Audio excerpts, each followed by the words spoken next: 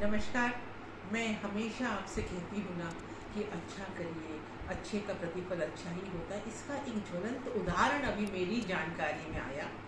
ये बात है लगभग 40-45 साल पुरानी, किंतु फिर भी ये है सत्य घटना। दक्षिण भारत में एक छोटा सा गांव था और वहाँ एक बालक अपने माता पिता के साथ रहता था। ग्रामीण परिवेश, किंतु अचानक ही पिता के स्वास्थ्य में ऐसी गिरावट आने लगती कि कुछ पता ही नहीं चल पाता और उनकी मृत्यु हो जाती है। यह अकाल मृत्यु उनके घर के लिए बहुत बड़ा अभिशाप। माता इस योग्य ही नहीं थी कि बाहर निकल के धनोपार्जन कर सके या खेती हारी कर सके। बालक बहुत छोटा था, प्राइमरी स्कूल में पढ़ता था। खैर, माता जैसे तैसे लोगों के घर काम करके अपना गुजारा चलाते हुए इस बालक को प्राइमरी स्कूल में पढ़ने देती है। बालक बहुत ही होनहार और इतना अधिक बुद्धिमान बच्चा था कि कमियों के उपरांत भी बहुत कुशाग्र बुद्धि और अच्छी पढ़ाई करता था। पूरे जिले में 5वीं कक्षा में वह प्रथम स्थान प्राप्त करता है। तो सभी बहुत खुश होते हैं और उसकी माता से कहते हैं कि बस इस गांव में तो 5वीं तक का स्कूल था, अब दूसरा स्कूल आगामी गांव में है जो यहाँ से 12 किलोमीटर दूर है, आप इसे अवश्य पढ़ाएं। इस बच्चे की बुद्धि इतनी तेज है कि जरूर कुछ ना कुछ बनेगा एक दिन।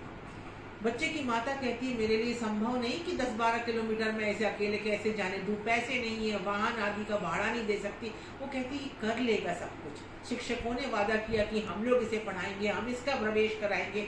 सब हो गया, बालक पढ़ने जाने लगा। लेकिन देखिए मुसीबत ऐसी है कि जब बच्चा सुबह घर से स्कूल के लिए निकलता तो माता के पास इतनी सक्षमता भी नहीं थी कि उसे पेट भर भोजन करा दे और तब जाने दे। वो कभी सूखा चना चमेना, कभी थोड़ा पानी दूध आदि लेकर निकल जाता था और फिर दिन भर पढ़ने के उपरांत जब संध्या कालीन वो घर वापस आता था तब उसकी माता रूखा सूखा कुछ बना के रखती थी उसके लिए। यही दिनचर्या थी।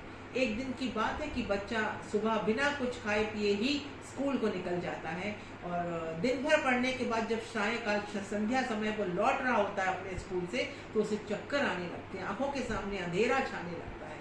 चलते हुए जब वह आ रहा था तो एक टूटे फूटे से मकान के सामने वो चक्कर खा के गिर पड़ता है।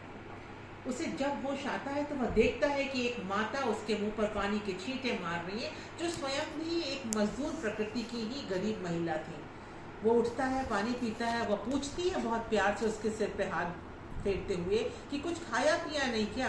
क्या बताता अपनी दुर्दशा, चुप ही रहता है।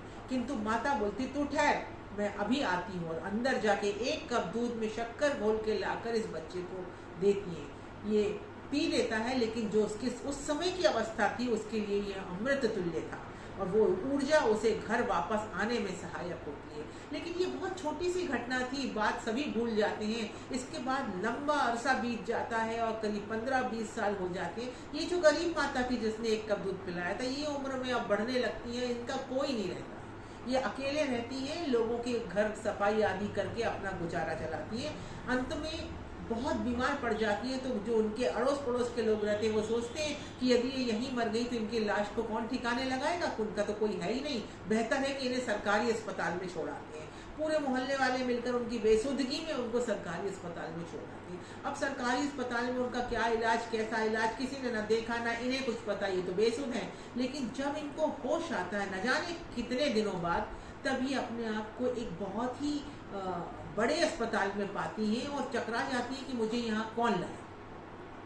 जब नर्स से पूछती तो नर्स कहती है माताजी शांत रहिए, आपके हृदय का बहुत बड़ा ऑपरेशन हुआ है और अभी आप ज़्यादा मत बोलिए। तो वो फिर भी प्रश्नवाचक दृष्टि से देखती है कि मुझे यहाँ कौन लाया, मेरा कोई है ही नहीं। तो तब वह नर्स बताती है कि आप सरकारी अस्पताल में भर्ती की गई थी, हम लोगों का कोई शिविर चल रहा था और ये बड़ा हॉस्पिटल है, रिसर्च सेंटर है, यहाँ के डॉक्टर्स आपको यहाँ लेकर के आए और आपकी जान बचाइए, आपका बड़ा ऑपरेशन हुआ। माताजी पूछती है कि बिल, ये तो मैं दे ही नहीं सकती, मेरे पास एक जीर्ण शीर्ण मकान के अलावा कुछ है ही नहीं। तो वो कुछ नहीं बोलती आप शांत रहिए और आराम करिए। लेकिन रोज रोज इस तरह पूछने पर एक दिन जब सुबह डॉक्टर लोग पूरे अस्पताल का दौरा करते हैं तब एक मुख्य डॉक्टर के साथ 8-10 जूनियर डॉक्टर चलते हैं, नर्स चलती है, सभी साथ। तो जब वह नर्स उस रूम में आती है तो कहती है डॉक्टर साहब से, बड़े डॉक्टर साहब से, कि डॉक्टर साहब ये माताजी बार बार बिल बिल बिल पूछकर मेरा बिल्कुल माथा खराब कर देती है, इन्हें क्या जवाब देना है। वो डॉक्टर साहब मुस्कुराकर कहते हैं माता जी को कि माता जी चिंता मत करिए, और नर्स से कहते हैं फाइल दिखा दो। डॉक्टर चले जाते हैं। जब फाइल दिखाई जाती है, चूंकि दक्षिण भारत में सब पढ़े लिखे लोग होते हैं, माता जी भी अब पढ़ना जानती हैं, फाइल देखती हैं तो उसमें बिल रहता है 7 लाख कुछ हजार का, जो इनके लिए स्वप्न बराबर राशि। ये रोने लगती है और कहती है अब तो यही संभव है कि इस बिल को चुकाने के लिए मैं इस हॉस्पिटल में ताजिंदगी आया का काम करूं, झाड़ू पोछा मारूं और जो चुक सके सो चुका दूं, मेरी सामर्थ्य नहीं। तो नर्स मुस्कुराकर कहती है नीचे की लाइन तो पढ़िए। तो जब नीचे दृष्टि देती है तो वहां लिखा रहता है नोट, और उस नोट में लिखा रहता है a cup of milk pays the bill. समझे आप, 1 कप दूध ने यह बिल चुका दिया। अब शायद आपकी स्मृति में आ जाए कि ये माता जी ने एक बार एक बालक की जान बचाने के लिए उसे 1 कप दूध पिलाया था। जानते हैं वो बालक होनहार बच्चा था और वही ये बड़ा डॉक्टर बन चुका है, जो माता जी को पहचान गया और इनको सरकारी अस्पताल से अपने अस्पताल में ले आया, इनका इलाज किया, इतना बड़ा बिल चुकाया। तो जब 1 कप दूध मौके पर इतना बड़ा बिल चुका सकता है तो लालच के लिए नहीं, किंतु अच्छा करते रहिए, प्रतिफल कई गुना बड़ा होकर वापस लौटता है। अच्छे रहिए, स्वस्थ रहिए। धन्यवाद मेरे साथ होने के लिए। शुभ रात्रि, शुभ दिन।